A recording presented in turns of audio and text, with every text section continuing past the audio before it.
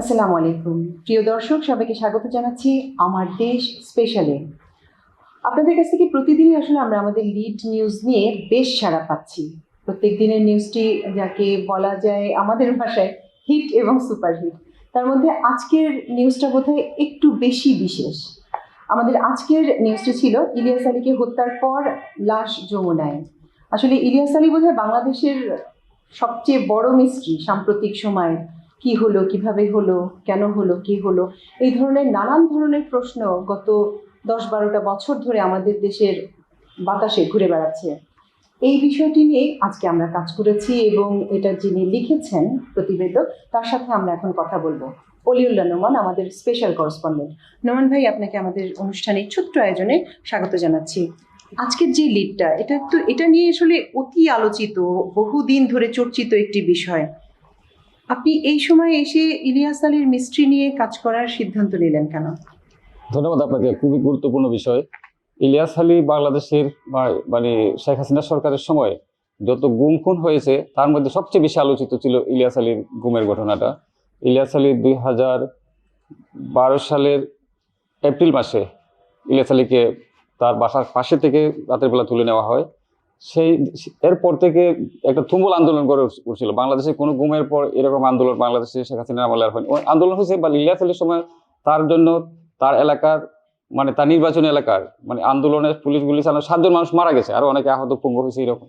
তো এই যে ঘটনাগুলা ইলিয়াস আলী এত সারা ফেলছিল, ইলিয়াস আলীর ঘটনাটা মানে সারা দেশের একটা স্তম্ভিত হয়ে গেল সারা দেশের মানুষ ইলিয়াস আলী। কারণ সে একটা ছাত্র নেতা ছিল, মানে জাতীয়তাবাদী ছাত্র দলের সেক্রেটারি ছিল, নির্বাচিত সেক্রেটারি, তারপরে ঢাকা বিশ্ববিদ্যালয় খুব আলোচিত ছাত্র নেতা, তারপরে বিএনপির সাংগঠনিক সম্পাদক। সবকিছু মিলে ইলিয়াস আলী একটা নিজেকে একটা রাজনৈতিক অঙ্গনে তার একটা অবস্থানে জানান দিয়েছিল। তিনি একটু সামনের দিকে আগাচ্ছিলেন অনেক মানে সম্ভাবনা নিয়ে। তো এই অবস্থায় ইলিয়াস আলীকে যে তুলে নেওয়া হয়, শেখ হাসিনার গুমের যে একটা সংস্কৃতি বাংলাদেশে চালু করছিল, এটা মনে হয় বাংলাদেশের রাজনৈতিক ইতিহাসে একটা বড় ঘটনা ইলিয়াস আলীর ঘটনাটা। তো এই ঘটনার পর থেকে আমরা ইলিয়াস আলী কোথায় এবং তার সাথে একই সাথে তার ড্রাইভার, তার গাড়ির ড্রাইভার আনসার আলীকেও নিয়ে যাওয়া হয়েছিল। এই দুজন মানুষকে কোথায় নেওয়া হয়েছে, কি করা হয়েছে, তারা কি আদৌ বেঁচে আছেন কিনা, সেটা নিয়ে আমাদের মধ্যে যেমন কৌতূহল, সারা দুনিয়ার মানুষ বাংলাদেশের যারা এই ঘটনাটা জানে সবার মধ্যে একটা বিরাট কৌতূহল ছিল। এবং বিশেষ করে যদি আমি উল্লেখ করি, গত সপ্তাহ আমি দেখছি সিলেটের বিভিন্ন একটা মনে হয় মহানগর বা কোনো একটা জায়গায় তার ফিরে আসার জন্য মিলাদ, গত সপ্তাহ মানে মানুষ মিলাদ পড়ছে, দোয়া করছে। এবং আমি তার ইয়ের পর এই ঘটনার পর আমি কিন্তু তার বাড়িতে একবার গিয়েছিলাম, তার মায়েরও সাক্ষাৎকার নিয়েছিলাম। এবং তিনি আমার কাছে খুব স্পষ্টকাতর, তিনি গুম হওয়ার মাত্র একদিন আগে আমাকে ফোন করেছিলেন এবং বলেছিলেন যে জরুরি কথা আছে, এক জায়গায় বসতে হবে। তা আমি বলছিলাম ঠিক আছে, তাহলে আপনি ফ্রি হয়ে আমাকে ফোন দিন। এরপরে একদিন পরে 2 দিন পরে এই ঘটনাটা, সেই জন্য আমারও মনে হয় কি বলতে চেয়েছিলেন উনি আমি জানি না, সেই বিষয় নিয়ে সেটা হলো অন্য বিষয়। কিন্তু এরপর থেকে যে তাকে নিয়ে যে একটা কৌতূহল, এই কৌতূহলটা সবসময় ছিল। তা আমরা সিদ্ধান্ত নিলাম, কারণ হচ্ছে সরকারের পরিবর্তন হচ্ছে, শেখ হাসিনা পালিয়ে গেছেন বাংলাদেশ থেকে, এখন একটা আমাদের এই বিষয়টা অনুসন্ধানের একটা সুযোগ এসেছে।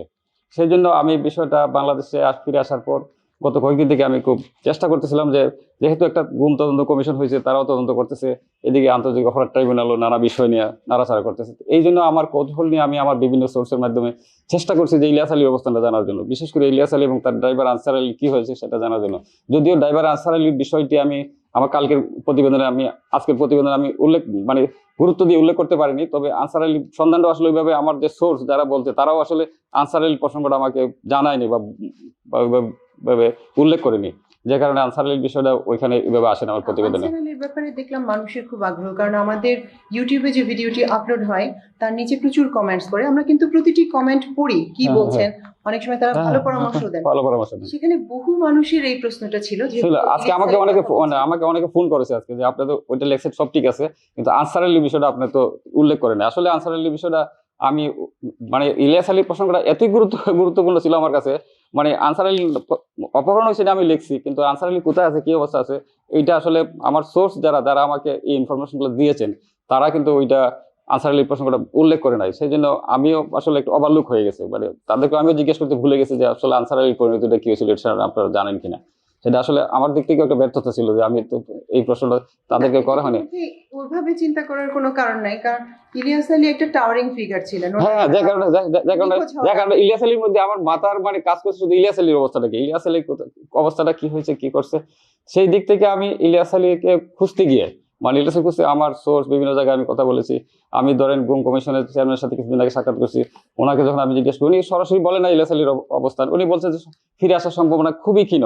তো ওনার কথাই আমি বুঝতে পারছিলাম যে উনি যেহেতু উনি একটা অবস্থানে আছেন সেই জায়গা থেকে, তো ওই ক্ষীণ অবস্থার সূত্র ধরে আমি নানা সোর্সে আমি বিষয়টা জানার চেষ্টা করছি এবং আন্তর্জাতিক অপরাধ ট্রাইব্যুনাল আমি খোঁজ খবর নেওয়ার চেষ্টার এক পর্যায়ে আমি মোটামুটি একটা মানে জায়গায় পৌঁছতে পারছি যে ইলিয়াস আলী মানে বেঁচে নেই, ইলিয়াস আলী ফেরত আসার সম্ভাবনা একেবারেই নেই।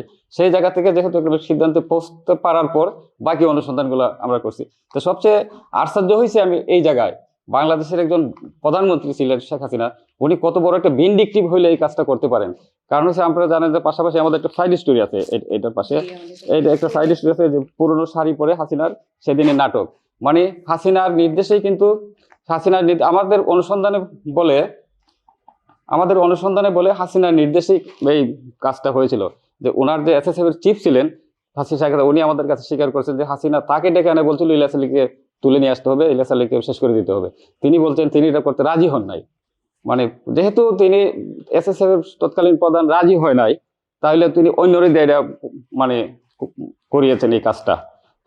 এবং এই শাড়ি মানে ইলিয়াস আলীর ওয়াইফকে তারা শেখ হাসিনার বাসায় নিয়ে যাওয়ার পিছনে কিন্তু যারা তুলে নিয়ে গেছিল বা যারা এই কাজটা করে তারাই মূলত কোনো না কোনোভাবে জড়িত।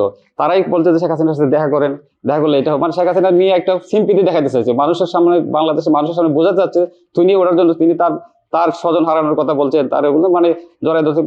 এবং সবচেয়ে মজার বিষয় হচ্ছে শেখ হাসিনা তাদের নিয়ে যাওয়ার আগে আমাদের সোর্স বলছে যে ওই দিনে একটা পুরানো শাড়ি খুঁজে, মানে বাসার ভিতরে একটা পুরানো শাড়ি খুঁজে ইলিয়াস আলী যাওয়ার আগে একটা পুরানো শাড়ি পরছেন তাদের বোঝানোর জন্য যে তিনিও খুবই মর্মাহত।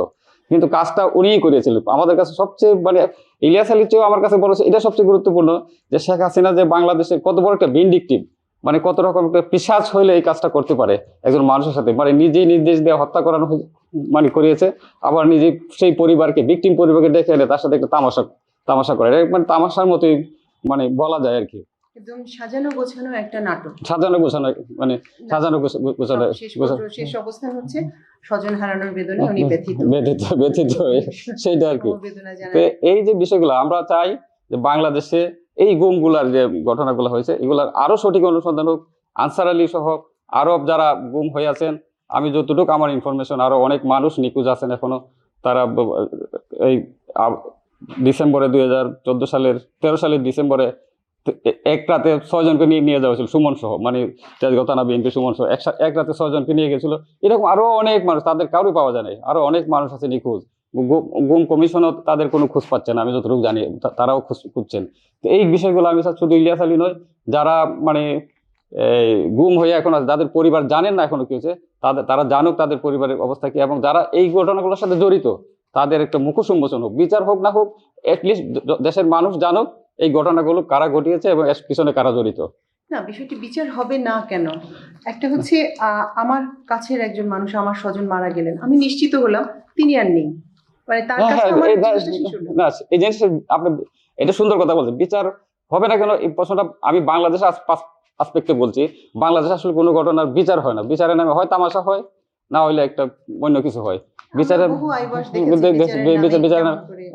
এই জন্য আমি এই জন্য কথা বলছি, অন্তত স্বজনরা যেন জানতে পারে যে তার মানে আপনজন কোথায় আছে, কিভাবে আছে, কি হয়েছে, এটা বেঁচে আছে, এটা একটা জানলে তাদের মনে অত কিছু হলেও স্বস্তি আসবে। তারা মানে একটা মানুষের অপেক্ষায় থাকা, যে আরো মানুষের অপেক্ষার আশা বাড়ছে কেন জানেন, এই 5 আগস্টের পর এই যে কয়েকজন বের হলেন, এই জন্য মানুষের যাদের স্বজনরা এখনো আসে না তারা কিন্তু আসা, যেহেতু ওরা 7 বছর 8 বছর বের হয়ে আসছে রান্নাঘর থেকে, সুতরাং আমাদের যারা হারিয়ে আছে, আমাদের যারা নিখোঁজ আছে তারাও হয়তো আসবে, সেই প্রত্যাশাটা তাদের মনে বেশি জাগছে। এই জন্য আমি চাই গুম কমিশন বা যারা এইটা নিয়ে কাজ করতেছেন প্রত্যেকটা ভিকটিম ফ্যামিলিকে একটা ইনফরমেশন দেওয়া যে তোমাদের স্বজন এই অবস্থায় আছে, তোমাদের স্বজনের এই মানে একটা সঠিক ইনফরমেশনটা যেন পায় আর কি, আছে অথবা এই অবস্থায় আছে অথবা নেই, এইটা জানানো। এবং বিচার যেটা বলছেন আপনি, বাংলাদেশে যদি আমি চাই বাংলাদেশে একটা মানে ন্যায় বিচারের একটা অবস্থা তৈরি হোক। এখনো কিন্তু বাংলাদেশের ন্যায় বিচারের এই অবস্থাটা তৈরি হয় না। বাংলাদেশে এখনো ধরেন হাইকোর্ট সুপ্রিম কোর্টে যদি মানে সেই এই আপনার কি বলে শেখ হাসিনার যারা লেসপেন্সার তারাই বসে আছে, সুতরাং আমি তাদের কাছ থেকে ন্যায় বিচার আশা করি। এই জন্য আমি চাই একটা বাংলাদেশের ন্যায় বিচারের পরিস্থিতি তৈরি হোক এবং এইসব গুমের সাথে যারা জড়িত প্রত্যেকের বিচার হোক। অবশ্যই যথাযথ তদন্ত, যথাযথ বিচার প্রক্রিয়া এবং বিচার হোক, আমরা সবাই আসলে এটাই প্রত্যাশা করি। এটাই আমাদের দেশ, একটা স্বাধীন সার্বভৌম দেশ। এই দেশের থেকে, এই দেশে বাস করে বিচার চাওয়ার অধিকার এবং আমার স্বজন কোথায় আছেন সেটা জানার অধিকার আমাদের সবার আছে। প্রিয় দর্শক, আজ আমাদের আয়োজন এ পর্যন্তই। সবাই ভালো থাকবেন, সুস্থ থাকবেন, থাকবেন আমার দেশের সঙ্গে। আল্লাহ হাফেজ।